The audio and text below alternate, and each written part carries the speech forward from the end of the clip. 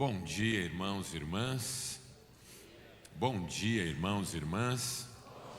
Na graça e na paz do nosso Senhor e Salvador, Jesus Cristo. Quero agradecer a Deus pelo privilégio de estar aqui mais uma vez, essa igreja tão querida, tão amada. Agradecer aos pastores, pastor Jonatas, pastor Jean, pastor Rafael, pela receptividade, pela acolhida, e a você que está aqui nessa manhã com o seu coração aberto, obviamente não para mim, mas para o Espírito Santo, que tem uma palavra para você. Amém? Antes de lermos a Bíblia, só dizer para você que eu trouxe desta vez um livro que havia tempos eu não trazia porque ele estava esgotado. E agora saiu uma nova edição do meu livro Aprenda a Lidar com a Ansiedade, que é um livro que tem ajudado muita gente a enfrentar e superar os desafios da ansiedade. Esse livro não apenas ensina sobre a ansiedade, mas também ajuda você a identificar o que eu chamo de fatores geradores de ansiedade. A ansiedade é um quadro sintomático, ele tem causas. E às vezes a gente fica tratando a ansiedade, mas não encontra e não ataca as causas dessa intensificação da ansiedade na nossa vida emocional. Então, se você está precisando lidar com ansiedade, ou conhece alguém que está precisando lidar com ansiedade melhor, esse livro certamente vai ajudar. E eu também trouxe uns folders do curso que eu e Cristiane ministramos, que é para a formação de psicanalistas. Nós teremos uma nova turma a partir de agosto. E se você tiver interesse, você pode levar o folder e qualquer dúvida pode me procurar ou entrar em contato comigo pelas redes sociais, ok? Dito isso, quero convidar você a abrir sua Bíblia comigo, por gentileza, no segundo livro do profeta Samuel. Nós leremos no capítulo de número 11, primeiro verso, até o verso de número 15.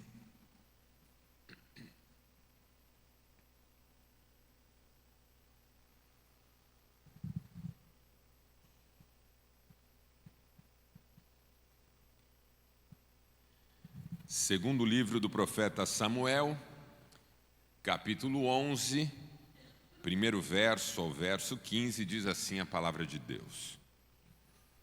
Na primavera, época em que os reis saíam para a guerra, Davi enviou para a batalha Joabe com seus oficiais e todo o exército de Israel. E eles derrotaram os amonitas e cercaram Rabá. Mas Davi permaneceu em Jerusalém. Uma tarde, Davi levantou-se da cama e foi passear pelo terraço do palácio. Do terraço, viu uma mulher muito bonita, tomando banho, e mandou alguém procurar saber quem era. Disseram-lhe, é Batseba, filha de Eliã e mulher de Urias, o hitita.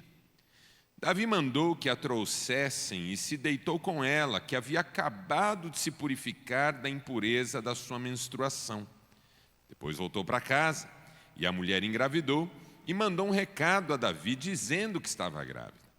Em face disso, Davi mandou esta mensagem a Joabe: envia-me Urias, o hitita, e Joabe o enviou.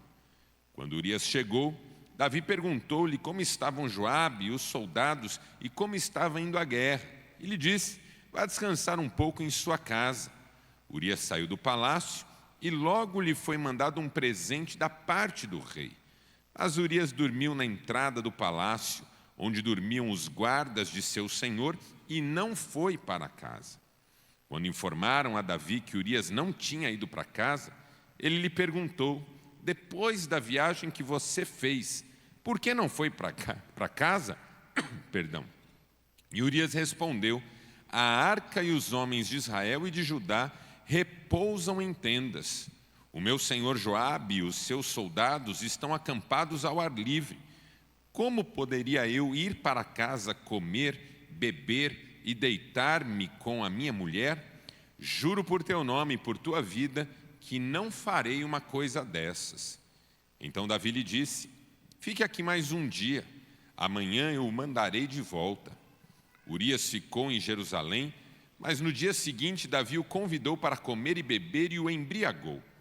À tarde, porém, Urias saiu para dormir em sua esteira, onde os guardas de seu senhor dormiam, e não foi para casa. De manhã, Davi enviou uma carta a Joabe por meio de Urias, e nela escreveu: ponha Urias na linha de frente e deixe-o onde o combate estiver mais violento, para que seja ferido e morra. Até aqui, louvado seja Deus pela sua palavra. E você diz?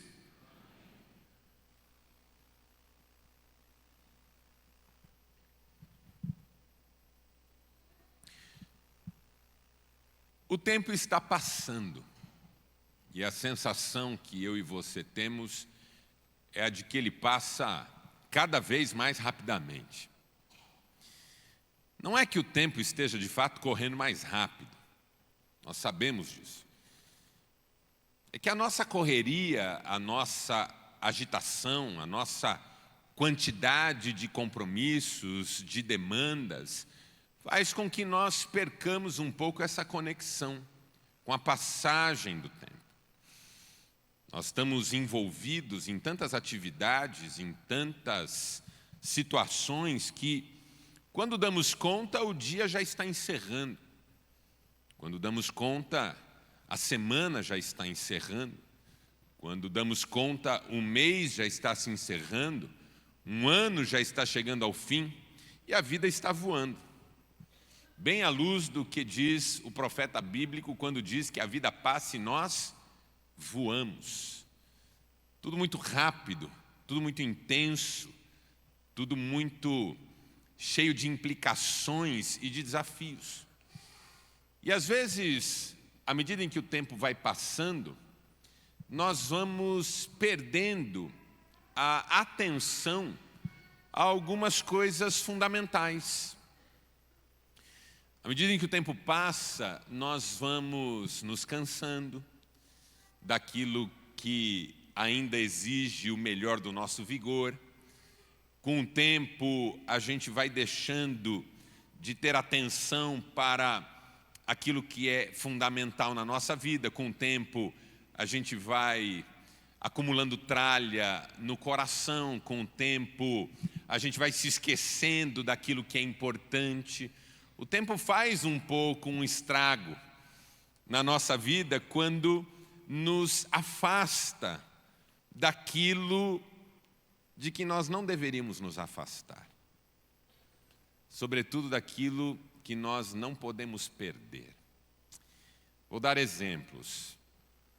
Um casal que já está casado há muito tempo, se não tomar cuidado, começa a se afastar daquilo que é essencial para manter o casamento vivo, para manter o casamento em pé. Hoje se fala, e você pode pesquisar sobre isso na internet, do chamado divórcio cinza, que é aquele que não acontece formalmente, não é registrado em cartório, não vira litígio no mundo jurídico, mas consiste de um afastamento que faz com que o casal, ainda que convivendo junto, não tenha mais nenhuma conexão, não tenha mais intimidade, não tenha mais diálogo.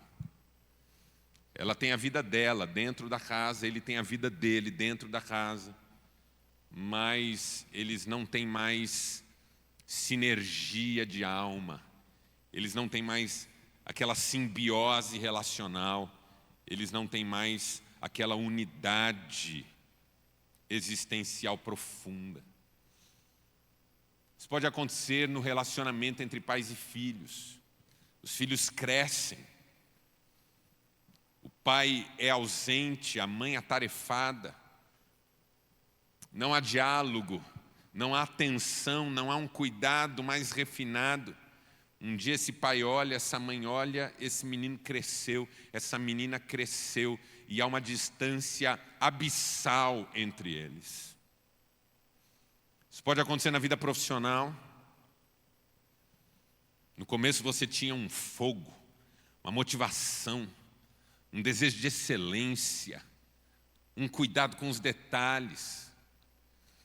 Agora acorda pela manhã, uma má vontade, uma preguiça, uma negligência, a mediocridade tomando conta. O tempo vai passando e nós vamos perdendo algo da nossa essência. Às vezes até no relacionamento com Deus. No começo tudo era vigoroso, intenso, profundo, feliz, dedicado, uma busca, um anseio por transformar o mundo. Agora tudo é mais blasé, tudo é mais dentro de uma certa zona de conforto, de acomodação, porque o tempo vai passando e nós vamos perdendo algo da essência. Não por acaso, o Senhor Jesus, pedindo a João que falasse à igreja em Éfeso, Apocalipse capítulo 2, vai dizer: tenho, porém, contra você que abandonaste o quê? O primeiro amor. Esse lugar da intensidade, esse lugar da dedicação plena, esse lugar de uma profundidade, esse lugar de um interesse real, esse lugar em que dá vontade de servir e fazer a diferença. Tenho, porém, contra você que abandonaste o primeiro amor. E é curioso porque a igreja de Éfeso era uma igreja trabalhadora, era uma igreja vibrante, era uma igreja grande até para os padrões da época, mas que com o tempo vinha perdendo algo de sua essência. O que eu quero dizer com isso é que, à medida em que o tempo passa, eu e você corremos o risco de perdermos algo da nossa essência, de nos desconectarmos daquilo que é importante para nós e até de nós mesmos. À medida em que o tempo passa, eu corro o risco de ir me afastando daquilo a que eu devia estar agarrado. Eu gosto de uma frase de um missionário que foi morto pela tribo que ele tentava evangelizar, um jovem chamado Jim Elliot, que costumava dizer que não é tolo aquele que larga o que não pode segurar para abraçar firme o que não pode perder. Às vezes essa é uma das marcas da sabedoria na nossa vida. A capacidade de deixar aquilo que não é importante para agarrar firme aquilo que é fundamental. O tempo está passando e você corre um risco de perder algo de sua essência, de perder algo de sua paixão mais interna, profunda, de perder algo de sua identidade, de perder algo que você não gostaria e não deveria perder.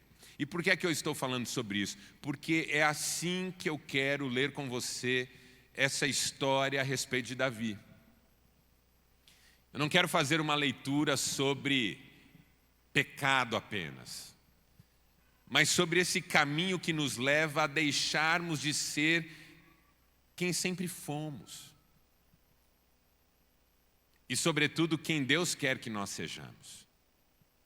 Você conhece a história de Davi, sabe de muita coisa a respeito dele. E uma das coisas que você sabe sobre Davi é que a Bíblia o apresenta como um homem segundo o coração de Deus. Davi é uma das figuras mais ricas da Bíblia porque em tudo a sua identidade era firme, presente, destacada.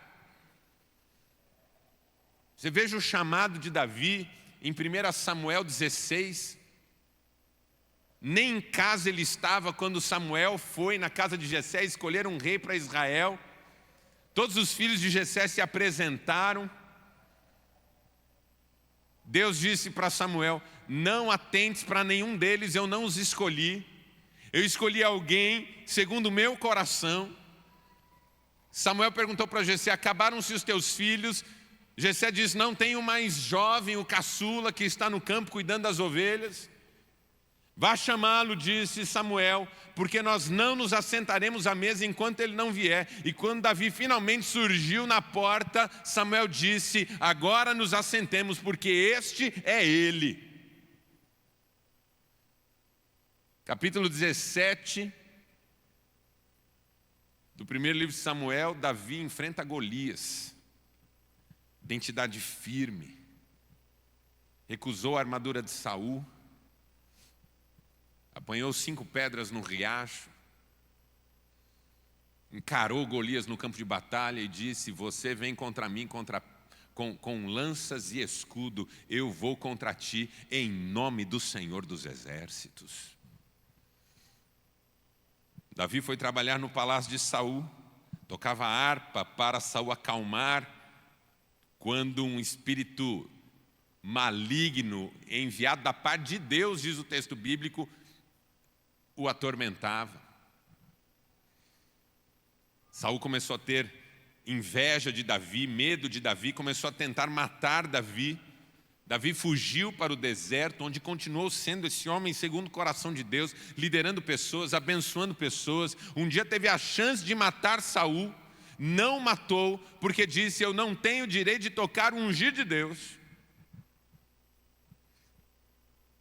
Finalmente Saul morreu, Davi ascendeu ao trono de Israel, se tornou um rei usado por Deus, cheio da graça de Deus. A Bíblia diz que o Espírito do Senhor se apoderava de Davi e ele fazia coisas extraordinárias. Que homem, que figura, que pessoa extraordinária. Mas o tempo foi passando. E aí um dia você lê que Davi fez isso que nós lemos, que ele fez no texto que nós lemos hoje. E aí você não o reconhece. E aí você tem a sensação de que se trata de outra pessoa. Esse sujeito sobre quem nós lemos agora não parece ter nada a ver com o Davi que a gente conhece de tantas histórias.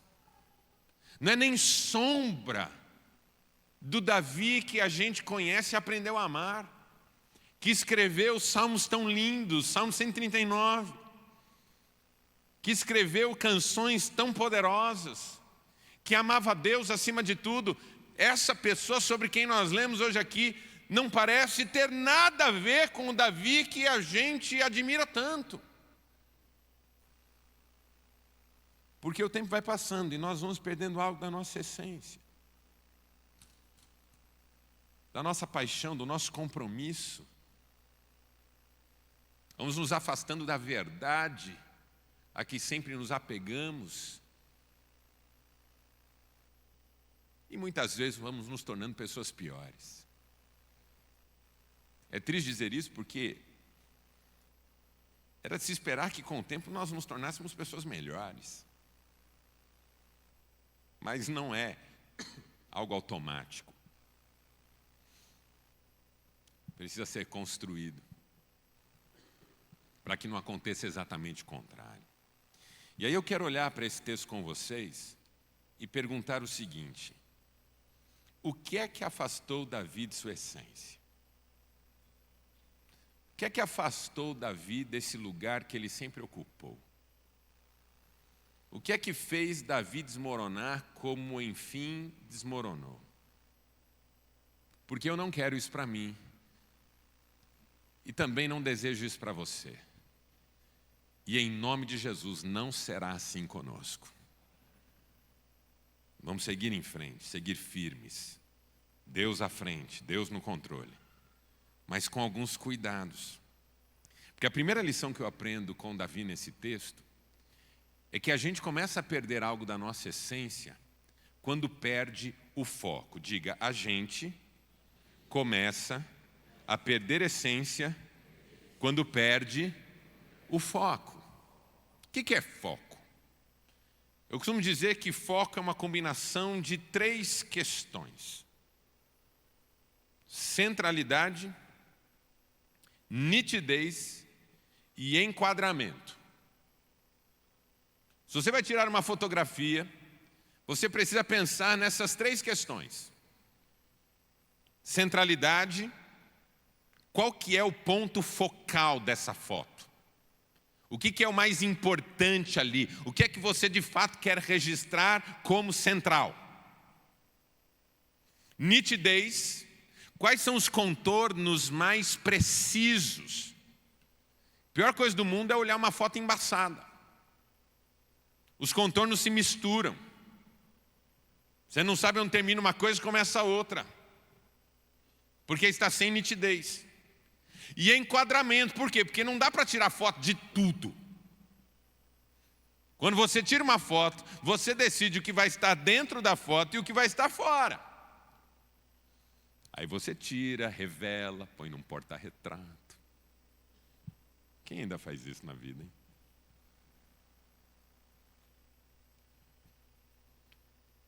A maioria de nós é da época do filme. 12 poses, 24 poses, 36 poses. Para tirar uma foto, era um Deus nos acuda. Junta todo mundo, faz pose. Fulano, tira essa mão de cima da cabeça do teu colega, não é para fazer chifrinho. Que a foto tem que sair perfeita. Você só vai descobrir que a foto saiu errada na revelação. Ah, estragou. Queimou. Hoje, com o celular tirando foto, a gente tira foto de cachorro. O gato está dormindo em casa, fica lá batendo foto do gato. O nenê está comendo, tem 1.180 fotos do nenê comendo. Mas ainda que tenha banalizado o exercício de se registrar uma cena, um momento, congelá-lo para sempre, esses 3 pontos continuam sendo essenciais. Eu preciso centralizar o que eu quero que seja o ponto focal, eu preciso que a foto tenha nitidez e preciso enquadrar os limites, eu preciso estabelecer o que está dentro e o que está fora. Foco na vida acompanha esses 3 movimentos. Eu preciso saber o que é prioritário para mim. Preciso entender onde os meus esforços têm que se concentrar. Preciso ter uma lista do que é fundamental. Eu preciso saber o que é mais importante e o que é menos. Preciso entender o lugar do meu casamento na minha vida. Preciso entender o meu lugar como pai na vida. Preciso entender o meu lugar como mãe na vida. Preciso entender o meu lugar como crente. Eu preciso ter prioridade. Não dá para viver priorizando tudo. Quem prioriza tudo não está priorizando nada. Preciso de nitidez, preciso enxergar com clareza. Não posso ser enganado, não posso estar equivocado quanto àquilo que está na minha cena. Eu não posso ver de forma dissimulada, eu não posso ter dúvidas. E eu preciso do enquadramento, eu preciso saber o que está dentro e o que está fora. Porque uma coisa sobre o foco é que ele me ajuda a decidir o que é que não faz parte. Steve Jobs, que todos conhecemos mais ou menos bem por causa da Apple, certa vez disse que foco é dizer não. Uma pessoa que tem foco, ela não apenas sabe o que ela quer, ela também sabe o que ela não quer.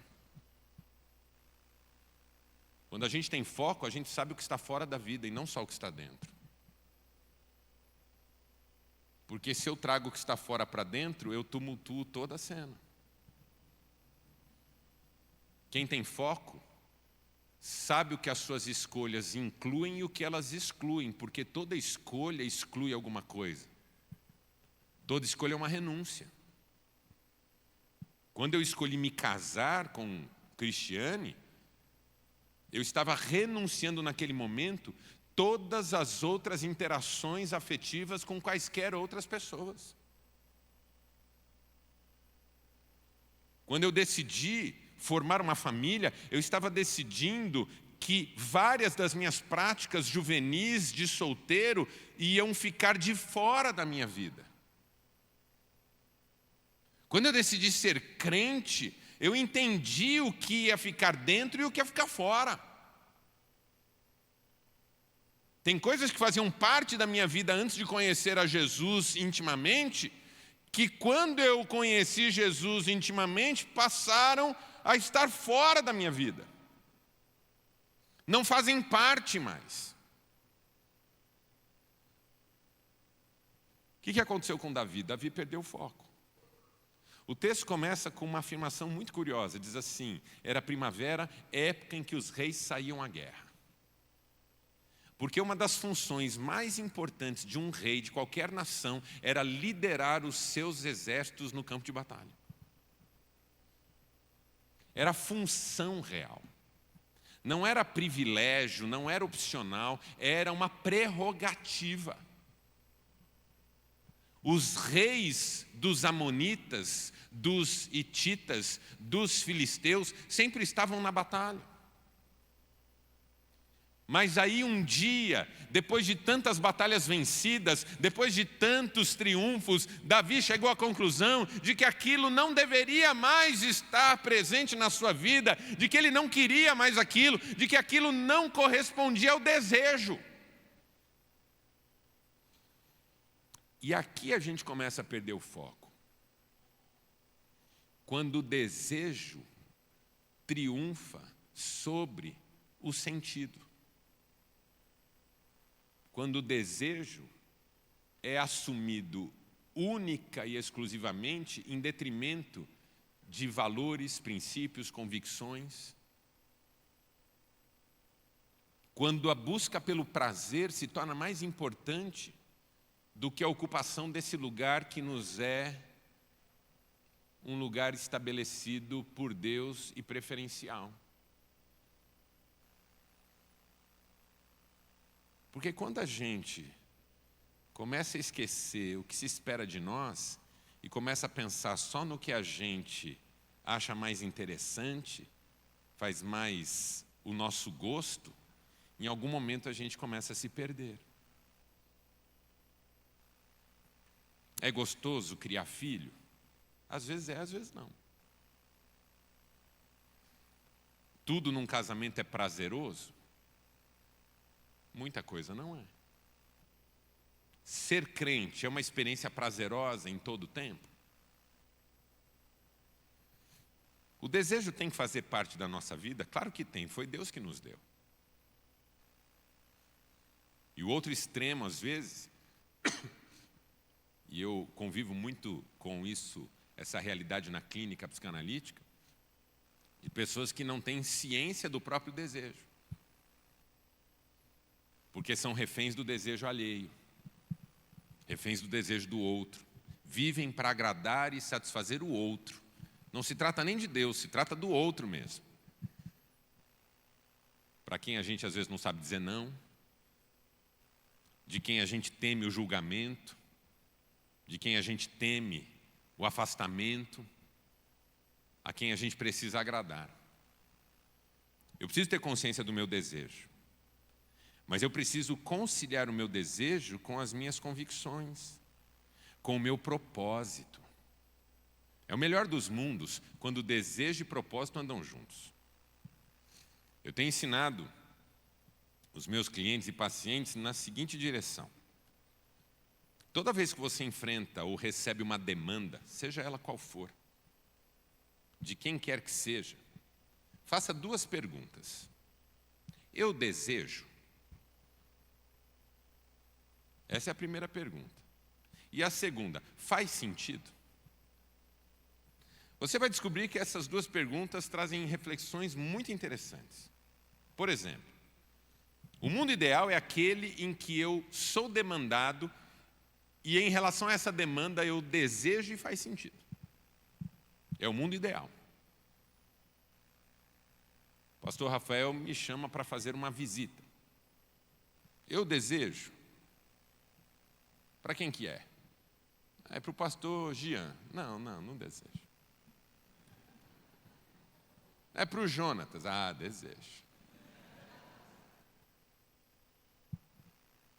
Vamos fazer uma visita para o pastor Jonatas? Vamos, eu desejo. Faz sentido? Faz. Ele está passando uma luta, está num momento difícil. Aliás, ele está num momento difícil agora, né? De férias. Larga nós aqui. A gente podia fazer umas coisas na ausência dele, né? O que você acha? Tomar umas decisões. Eu desejo, faz sentido, é o mundo ideal. Vamos. Tem uma segunda possibilidade. Eu desejo, mas não faz sentido. Vamos lá fazer uma visita para o Jonatas? Eu desejo, faz tempo que eu não vejo, gosto tanto dele. Desejo ir. Faz sentido? Não faz. Sabe por quê? Porque minha mulher está esperando hoje que eu leve ela num compromisso que ela já assumiu faz tempo. Faz tempo que ela vem me cobrando, dar um tempo de qualidade para ela. Nossos filhos vão estar envolvidos nisso. Não faz sentido eu abrir mão do que eu já tenho compromissado para fazer essa visita que corresponde ao meu desejo. Então, esse lugar em que eu desejo, mas não faz sentido, é o lugar perigoso, eu chamo. Porque aqui você pode se complicar. Um exemplo bem bobo é você diante da vitrine. Você deseja comprar? Deseja. Faz sentido? Mas esse vestido preto é tão lindo. Aí o marido fala, você tem 84 vestidos pretos. Mas nenhum tem esse zíper douradinho. Faz sentido? De repente não faz. Você tem o dinheiro? Não tenho. Mas aí vem o diabo e fala assim, parcela.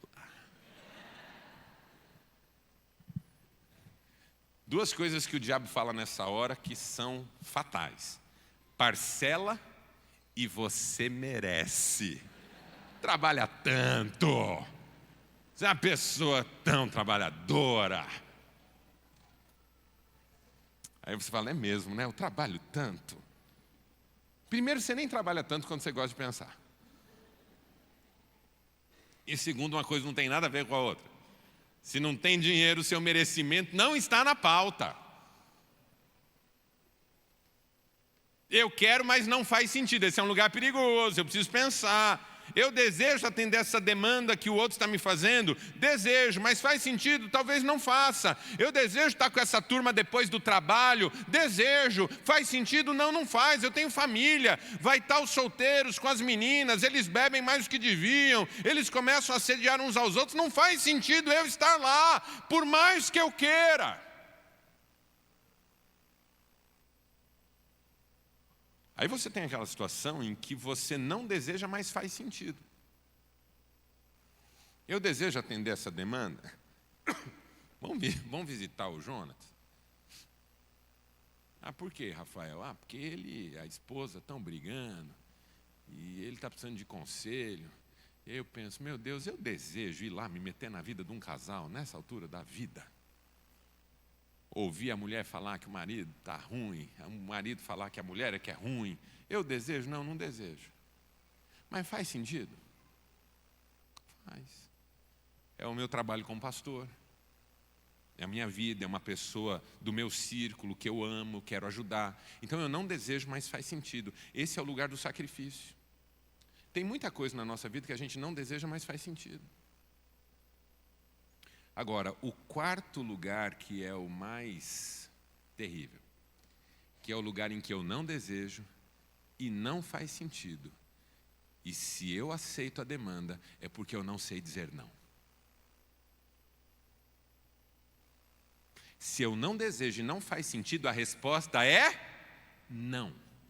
Mas aí eu digo sim. Por quê? Porque eu não consigo dizer não. Sou refém do desejo do outro, sou refém dessa situação. Aí eu preciso me tratar, porque alguma coisa está errada em mim.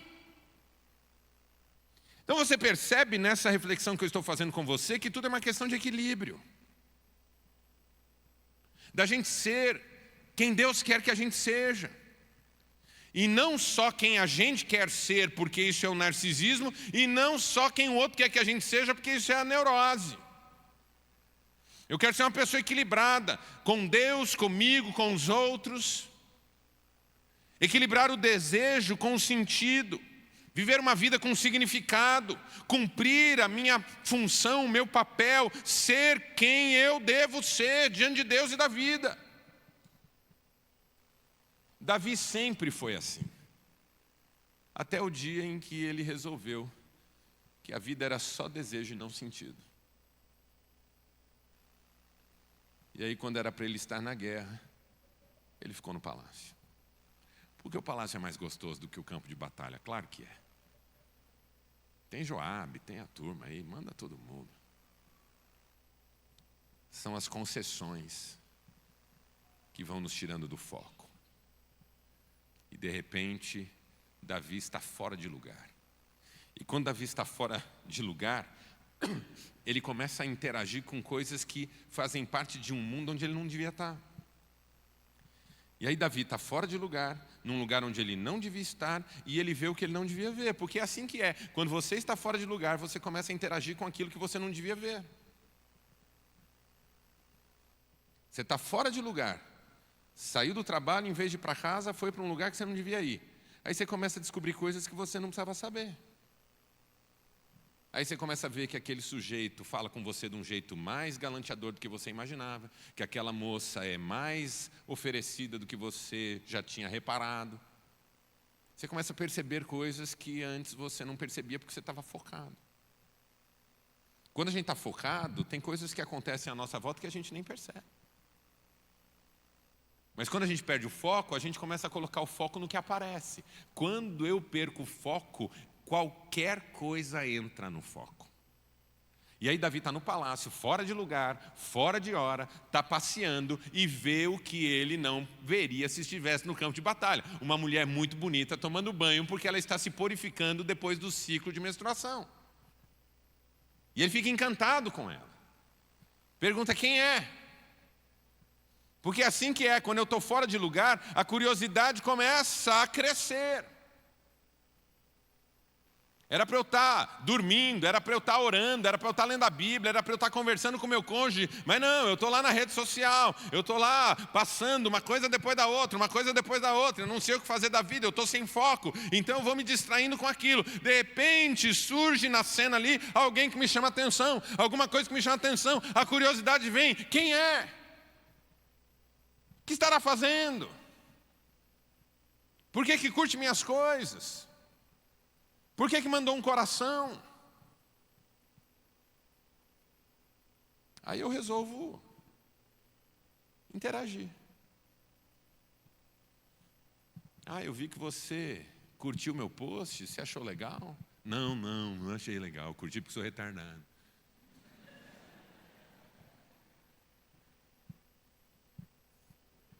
Vi uma foto sua, que bonita. Você percebe? Porque aí eu começo a ter uma curiosidade que eu não teria se estivesse no meu foco. No meu foco eu estou focado. Eu tenho o meu assunto, eu tenho o meu desafio, eu tenho a minha busca, eu tenho as minhas convicções, mas sem foco eu tenho o estímulo do momento, e o estímulo do momento mexe com a minha curiosidade não tem limite. Quem é, Davi pergunta?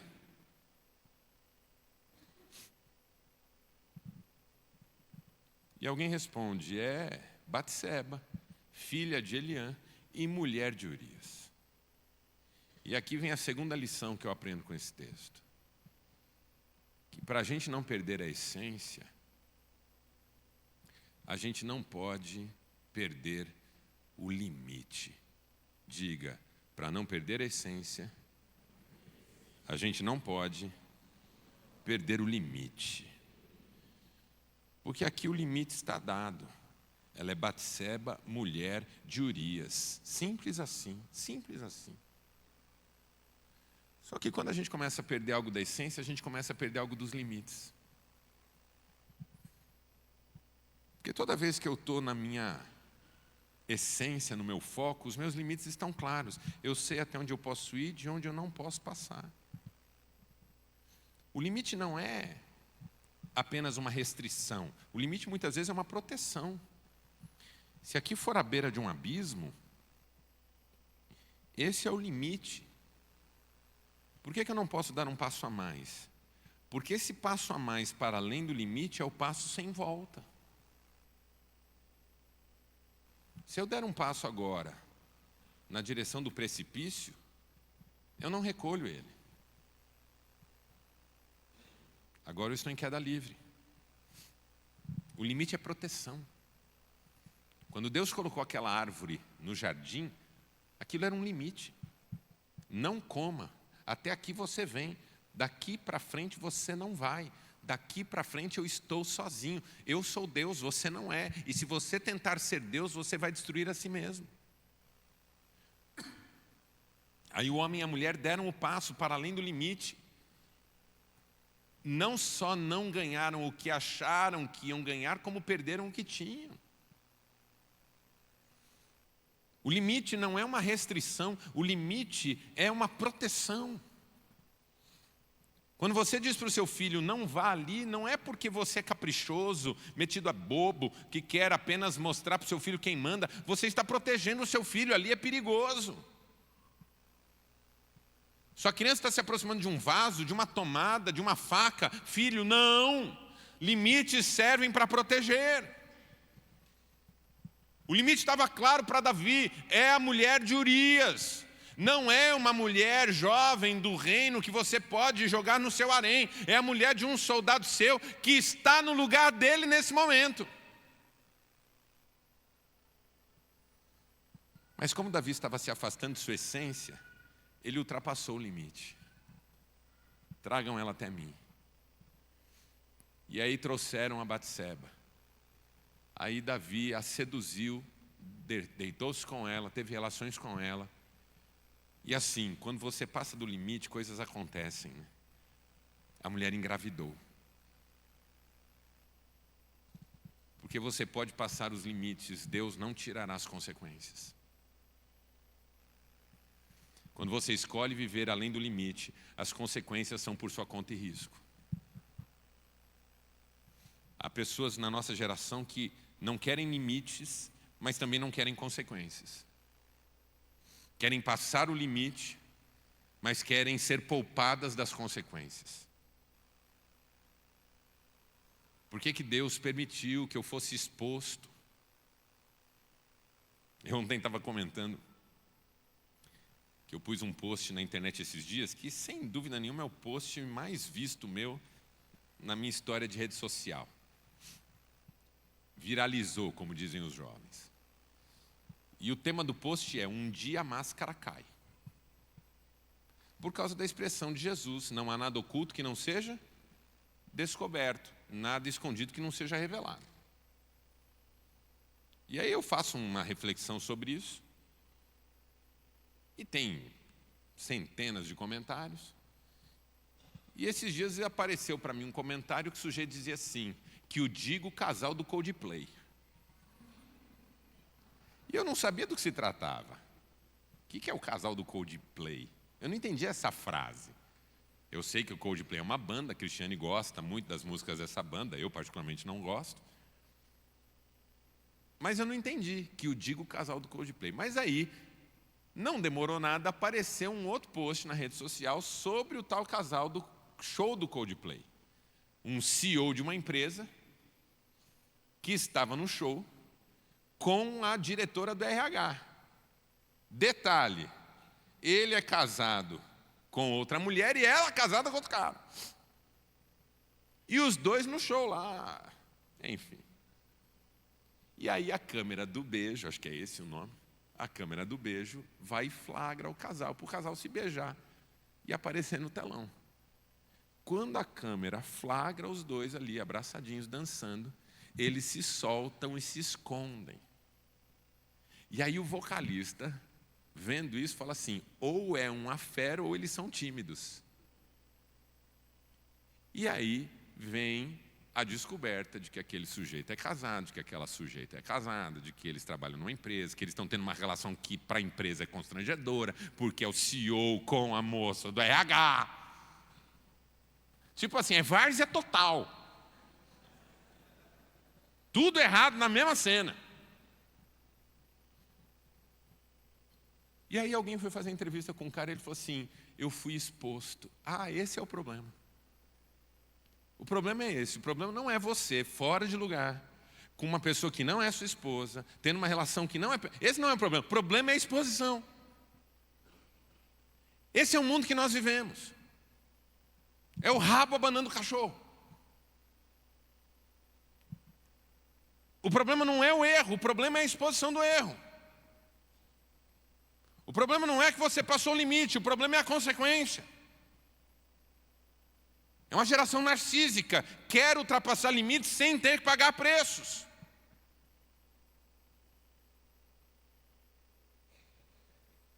Davi passou o limite e a consequência veio.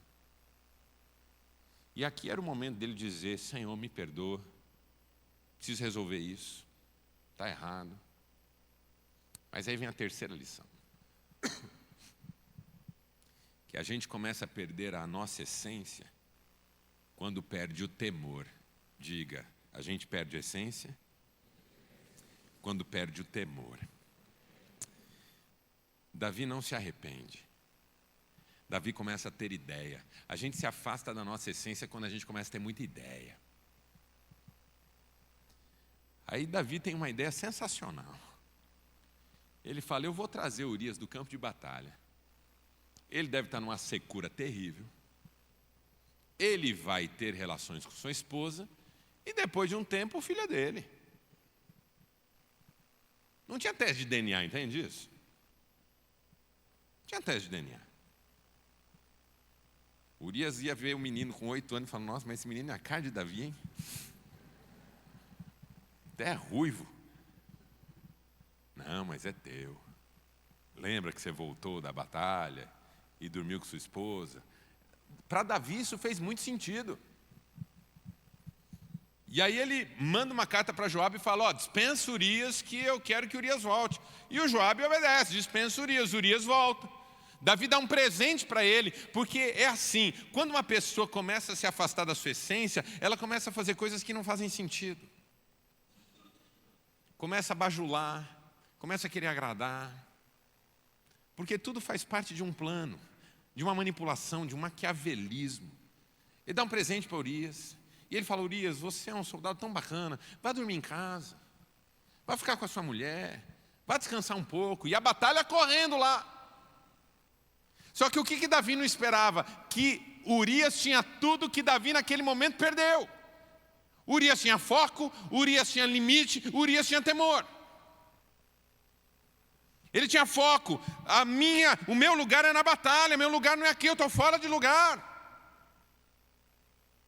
Tem limite para curtir as coisas quando você tem pendências que ainda não foram resolvidas.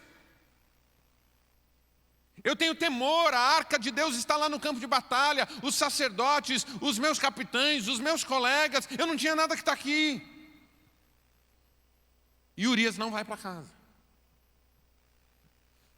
Ele dorme na escadaria. Porque ele não se conforma que por um capricho real ele esteja fora de lugar. Aí a informação chega para Davi, Urias não foi para casa. Aí o Davi chama ele de volta. Ele devia ouvir Urias e falar, gente, Urias que está certo, eu que estou errado. Mas ele já não tem temor mais. E aí ele resolve fazer um jantar para o Urias. Cuidado quando você está fora de lugar, porque você não sabe a intenção desse outro. Às vezes esse outro que está se aproximando de você, no final das contas, quer armar para você. Às vezes a gente se sente tão importante porque alguém está nos bajulando, mas essa bajulação não é sem preço. Davi dá um jantar para Urias. Urias come e bebe, e Davi embriaga Urias. Tudo para Urias voltar para casa e ter relações com a sua mulher e ficar o dito pelo não dito. Mas Urias de novo não vai, porque Urias tem foco, Urias tem limite, Urias tem temor.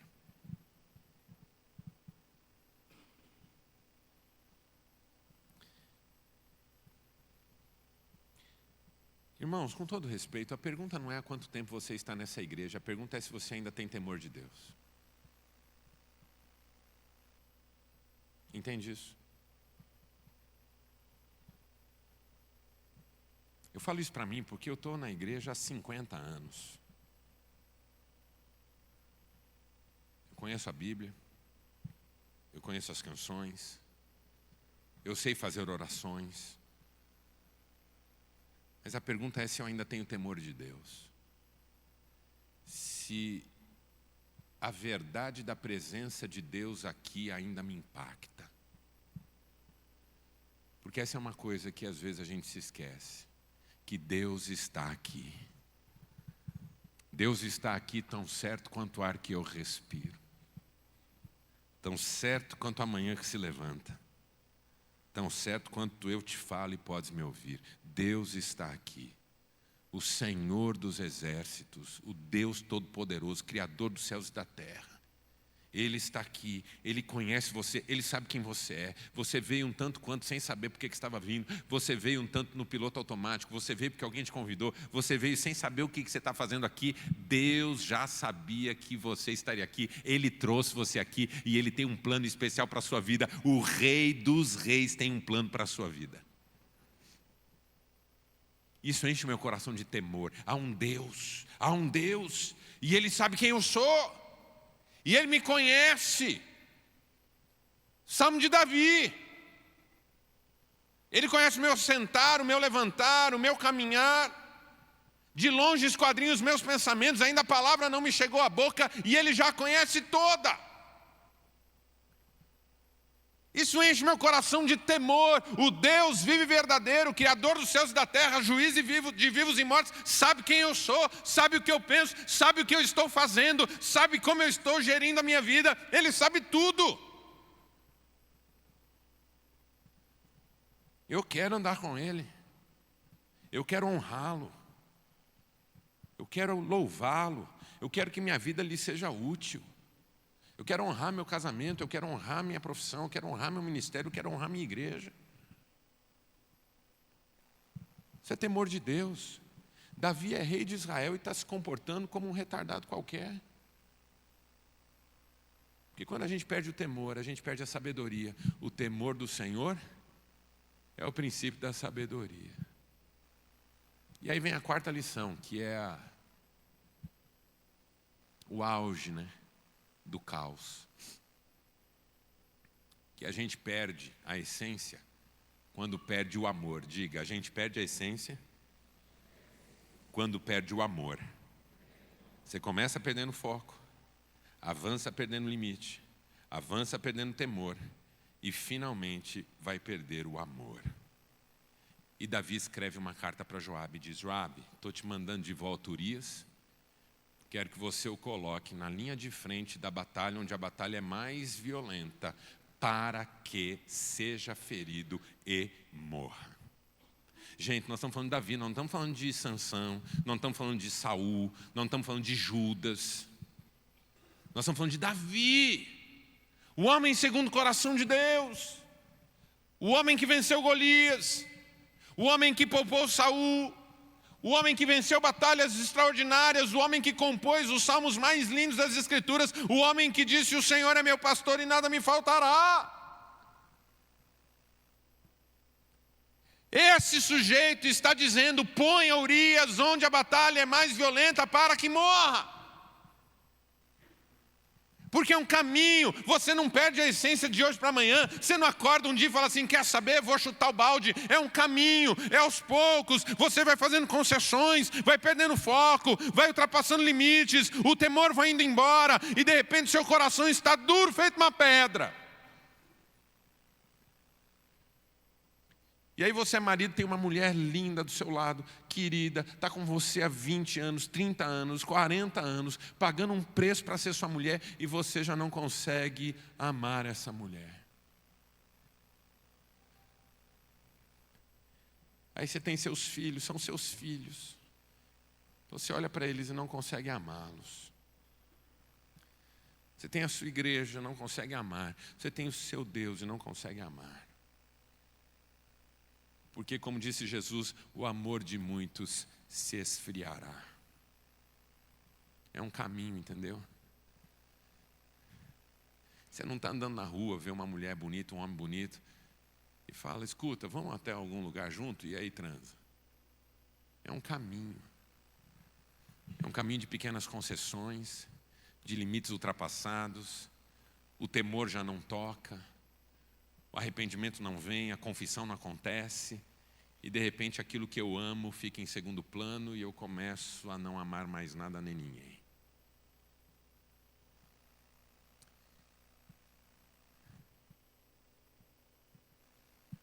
A pergunta que eu tenho que responder nessa manhã é se eu quero perder essa essência. Porque se eu não quero, eu preciso começar a fechar as portas. E a primeira porta que eu quero fechar é para a perda de foco. Eu quero recuperar o foco na minha vida. Voltar a ter prioridades claras. Quero voltar a respeitar meus limites. Eu sei quais são os meus limites. Eu não vou passar os meus limites. Eu escolhi viver esses limites. Eu vou honrá-los. Eu vou restaurar o altar na minha vida. Eu quero voltar a ter temor. E quero pedir para Deus nessa manhã me batizar com um batismo de amor, para que eu volte a amar a Deus em primeiro lugar, as pessoas que Ele tem colocado à minha volta, o ministério, a fé, viver em amor, porque o amor é a essência principal. Deus é amor. Por que Deus não deixa de amar? Porque a essência de Deus é o amor. Deus é amor. Feche seus olhos por um instante. Quero orar com você.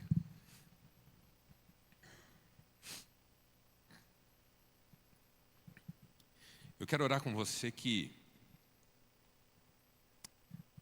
Isso é tão interessante, né? Fique com os olhos fechados.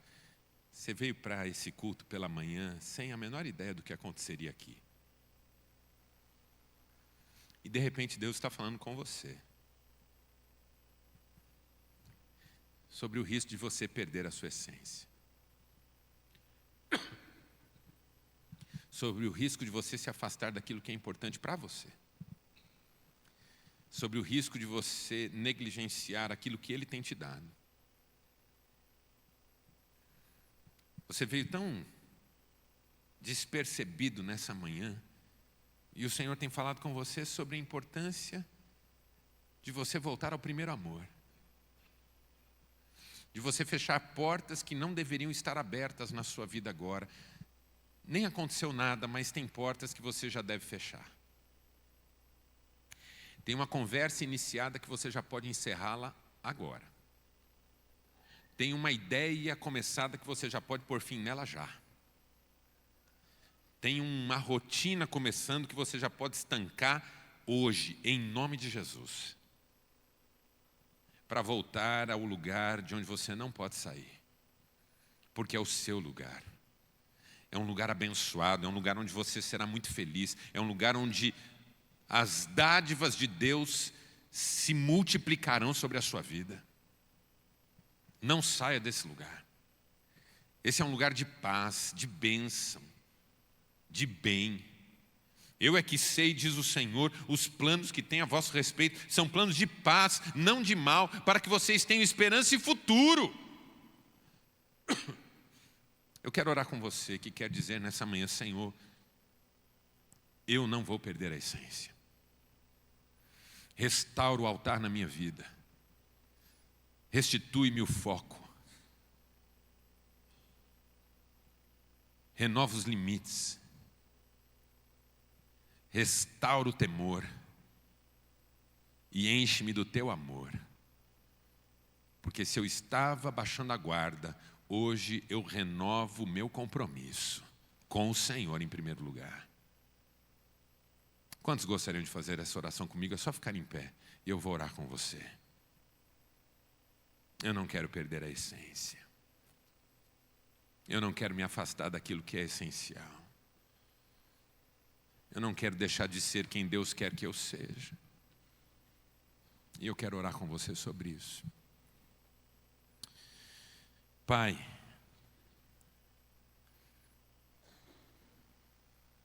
obrigado por essa manhã, Senhor. manhã que o Senhor fez. A tua palavra diz: este é o dia que o Senhor fez, para nos alegrarmos e nos regozijarmos nele.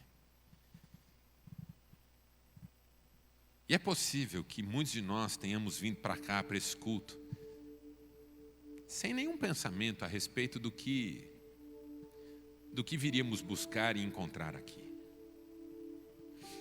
Nossa vida é corrida, agitada. Talvez tenha sido um tanto agitado, frenético, esse momento antes de virmos para cá.